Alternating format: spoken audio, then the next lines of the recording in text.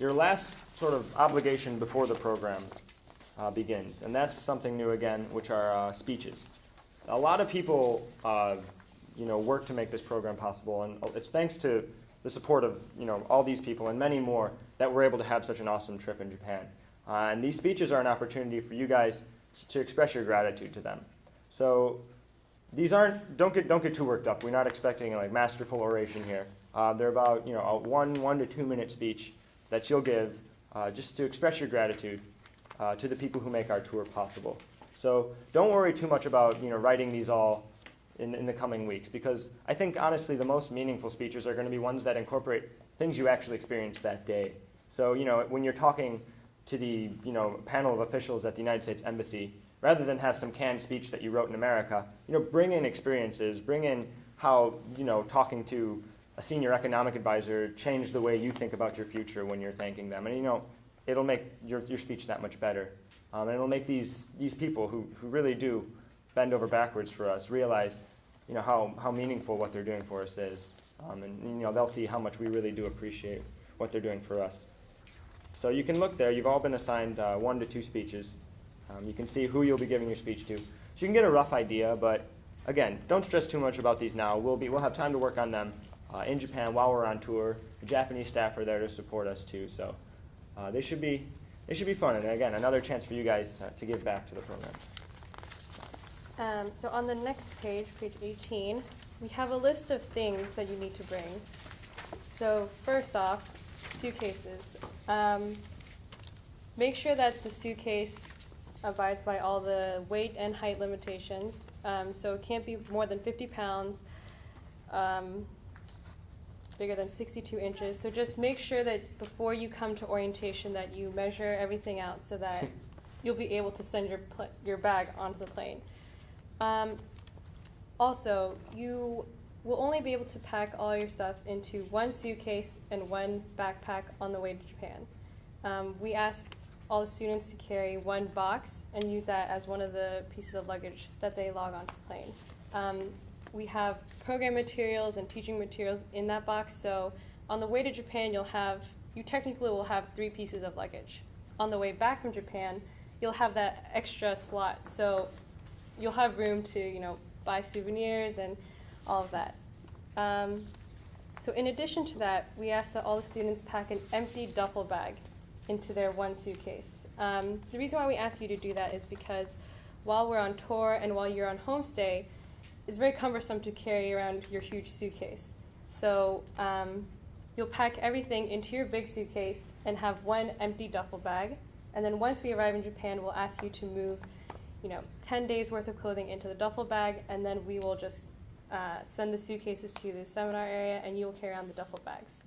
And so on our trip from Japan back to the US, since you have that extra slot, you can put all your souvenirs, extra whatever, into that duffel bag.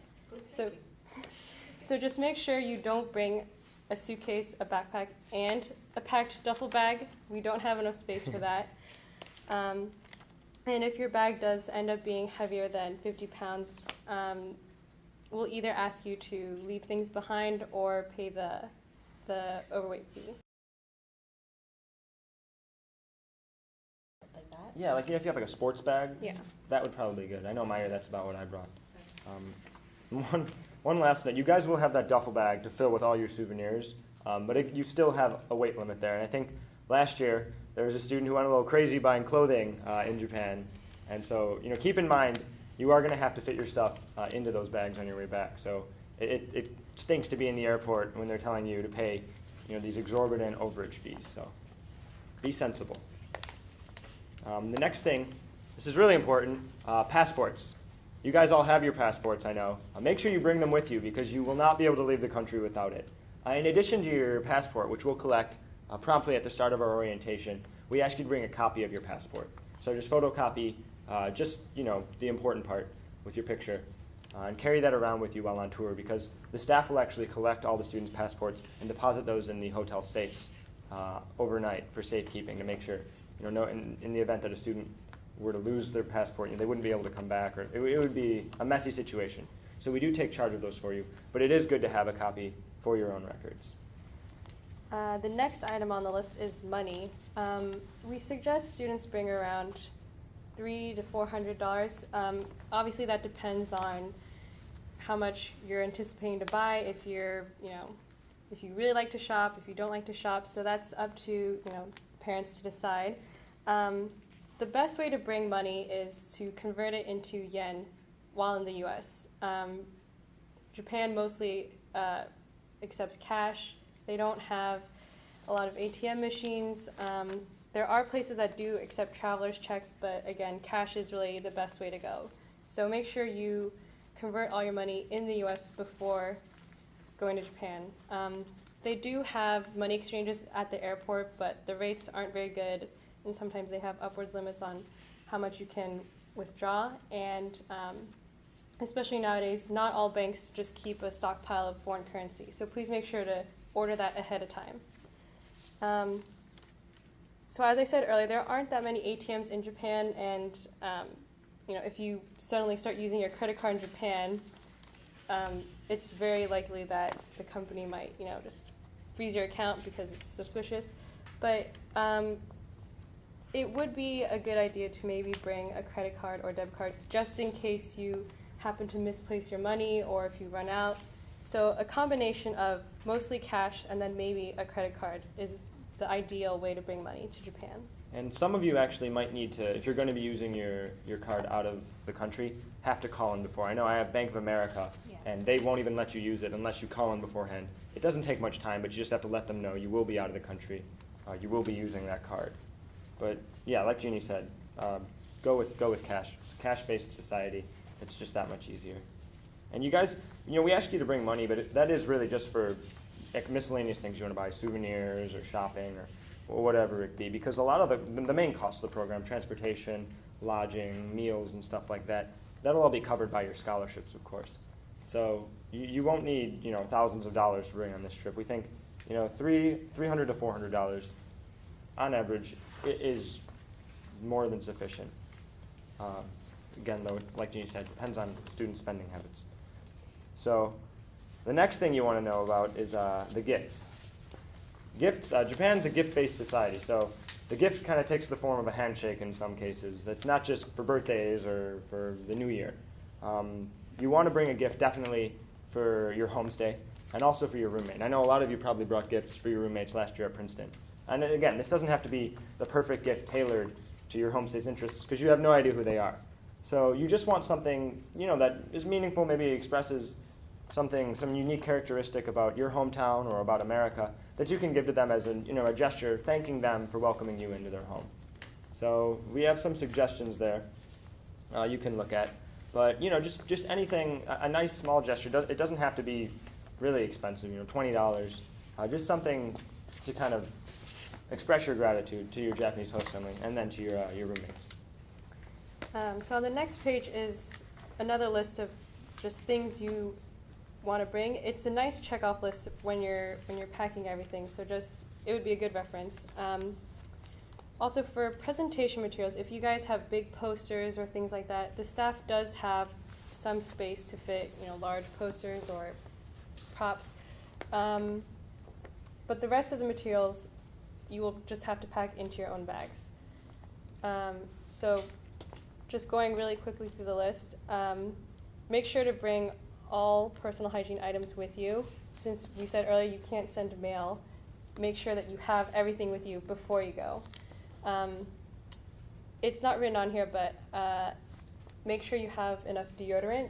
They don't really have a lot of deodorant in Japan, so if you run out of it while you're there, it'll be really hard to find something to replace that. So just make sure you double check everything and have everything you need on a daily basis. Also for clothing, you will be wearing the USHSD blue shirts again, and so we will be giving you three shirts. But I would suggest that you bring all your old shirts from HSD last year with you. We will be on tour for 6-7 days. It's very hot and humid in Japan. You'll sweat a lot, and if it rains, you'll get wet. So just bring all the shirts you have. And one thing about those shirts is your laundry access. You won't you can't really guarantee access to laundry up until we get to the exchange program. So you won't be able to wash your clothes for the first about 10 days of the program. So again, having 4 of those blue shirts, it would is going to help you out, because it is really hot in August in Japan, and we have a busy tour. We got a lot to see every day, so we'll be moving around. Maybe even an undershirt, so that if you sweat a lot, you Yeah. don't. You just bring shorts? Shorts, Yeah, yeah. of course. That's a good question. You should definitely bring shorts. A lot of the days on tour, you'll be able to wear basically whatever you want. You can wear flip flops, shorts. We recommend walking shoes, but whatever you want, whatever's most comfortable. It's hot, so bring summer clothing. However, we do have several days, and we'll let you guys know what those are, that are called, or we call them the official visit days. And on those days, you'll need to wear nicer clothing. So for girls, that means maybe a skirt, definitely some closed-toed shoes, and for guys, that means some khakis or some nice dress pants. You'll still be wearing the blue shirts, but these are for days when we go maybe to the Ministry of Foreign Affairs or when we meet with the mayor of Hiroshima. So we want to make a good impression. We want you guys to look your best. Also, just like last year at Princeton, we'll have our farewell party, and we'll have date night. So you guys, you might want to bring a shirt and 2 ties. And girls, you might want to bring a nice dress or something for the program. And carrying on with the clothing, I think every year, for the most part, students say that they overpack clothing.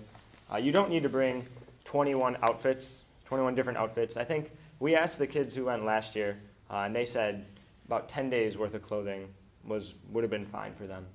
You guys can mix and match your tops and bottoms. You're not going to And be you're wearing a blue shirt a lot. you're wearing a blue shirt, so you're not going to be able to walk the streets of Osaka in the latest fashions. Although I think the blue shirts look stunning, but it's my opinion. So keep that in mind. You guys have limited space, so don't fill up all that 50 pounds with your entire wardrobe. Also, just to remind everyone, don't bring laptops or things that you can use to connect to the internet. Same reason why we don't let you bring it to HSD, because it's distracting. So just make sure you leave your laptop and stuff at home. And one question I'm sure the parents are concerned about is how will your sons or daughters be able to contact you guys while they're in Japan if they don't have their cell phones, if they don't have their laptops? Of course, we've taken that into consideration. They'll be able to buy international calling cards from our Japanese staff. They have these for sale in America, but because they don't always work when we're in Japan, we ask that don't bother bringing ones you've bought in America. Just wait till you get in Japan. The Japanese staff will sell them to you for reasonable prices. So you'll be able to call home at the hotels. They have international phones there that we can use. And once we get to the exchange program, we'll actually be able to use the computers there, and you'll be able to send emails and get in touch. They also have computers at the hotels. You have to pay to use them usually, but you should be more than capable of getting in touch, reasonably. And again, we have the blog that Jeannie and I will be updating daily, letting you guys know, very briefly, but maybe 1 or 2 pictures, letting you guys know what we've done that day, and seeing sort of the sights. You guys can experience the tour a little bit from back here in America. So you will be able to get in touch with them while they're in Japan. The weather, hot. It's like Washington, D.C. and Richmond. Humid, hot. You guys remember Princeton. It's going to be scorchers every day, so get ready for that.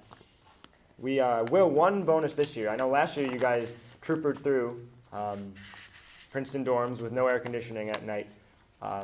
Typically, the conference center we used last year, had air conditioning. My year had air conditioning. Because we've relocated, we can't guarantee it this year, but we're predicting that there'll be air conditioning available at the conference centers we'll be at. So you won't have to spend the night sleeping on a mattress on the floor with a fan blowing on you anymore. We talked about the gifts, food. Right. So all of you should have written down any food or dietary restrictions on the health forms that you submitted earlier. So we've alerted the Japanese staff of any allergies or dietary restrictions, so they know who can't eat red meat, who can't eat this or that, and so they will contact all the restaurants we go to and make sure that your food is appropriate for you. Food is really, Japanese food in America, is becoming more and more popular, so you guys might even be familiar with some of the stuff we'll be eating, but believe me, the food's great. One of the highlights of the trip, I think. Yeah. We'll be going to a lot of cool restaurants, eating a lot of unique regional food.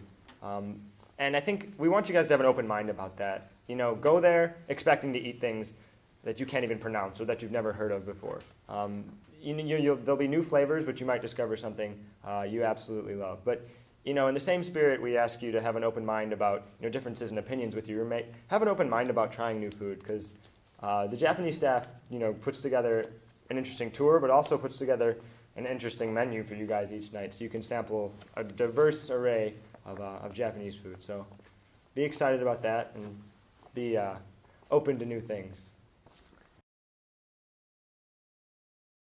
There are theme days at the USHSD program, but they don't require you to dress up. So luckily you'll have that much more space in your suitcase for just regular clothing. You won't need to bring like a Halloween costume or anything like that.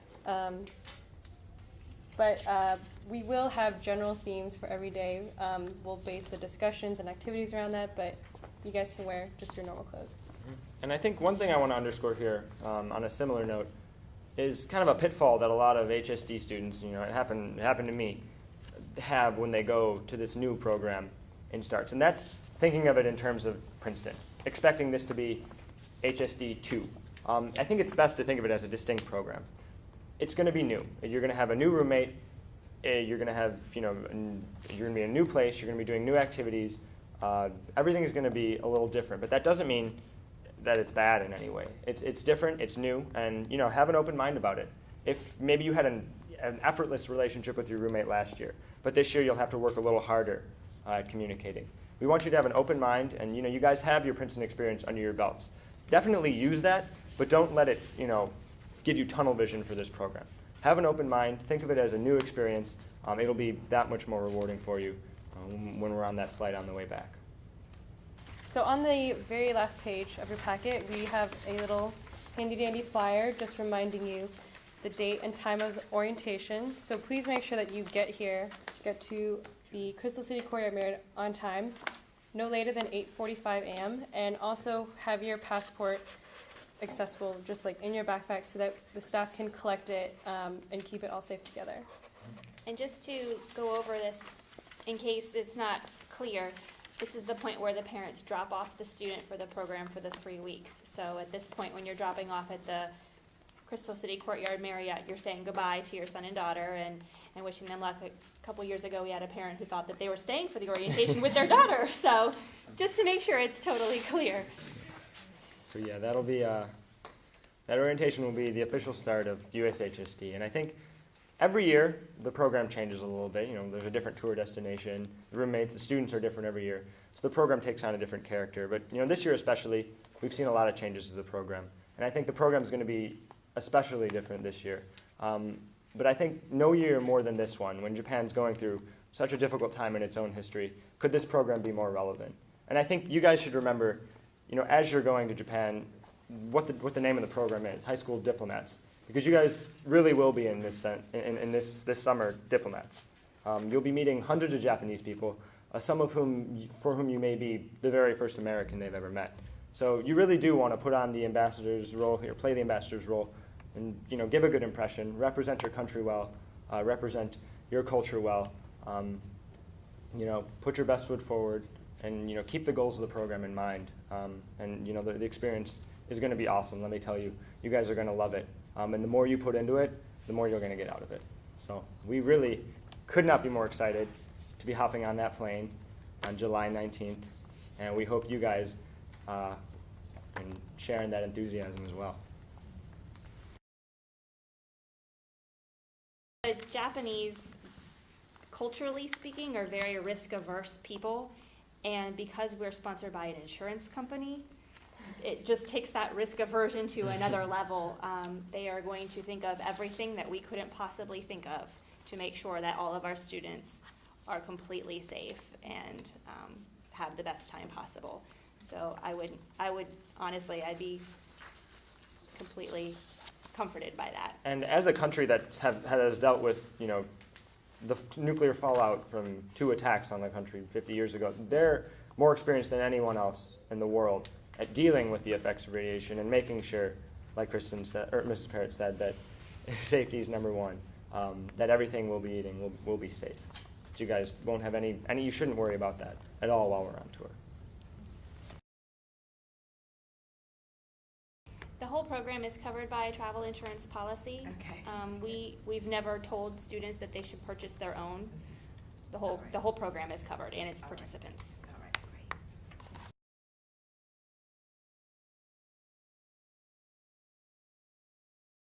There are hospitals within each of the cities that we've already predetermined, and yeah, the Japanese staff are very experienced and familiar with where they would need The to go. medication and everything that we take, Everything that we, yes. So medication is the same. Mhm. same. Yes. Yeah, big unwieldy project or presentation materials, like a big poster board like you're talking about, the staff will take, and we'll actually bring that to Japan. But, if you're going to hand out treats or something, a bag of stuff that you can throw in your suitcase, if at all possible, do try to do that to minimize the amount of stuff we have to try to pack into our boxes. I think it might be a little tricky to pack a giant trifold Yeah. poster in a box. Usually we use those round tubes Yeah, for that's posters, so If you were to bring a trifold because you feel it absolute necessary, I'm sure we could jerry-rig something to get it there. We've done it before, but We have it- those flat boxes. That Yeah. that's true. Yeah, Keep we've in- made boxes Yeah. before. Keep in mind those presentation materials will be going into a box that that you one guys of the will have to students will be carry. carrying with them to Japan. So Okay. we'll keep in mind who gives us a Large. trifold. when we- yeah. Yeah, I'm not doing it. The Japanese staff, I know I've spoken with a bunch of the parents over the last few months, calling with questions about the trip and everything. And the Japanese staff, I just have to tell you, are so encouraged by the positive feedback I've had from you all, from the American parents. They're just so, they have such heartwarming feelings, and they're just so encouraged by all of the positivity. They're really, really excited for this year's program. It means a lot to them.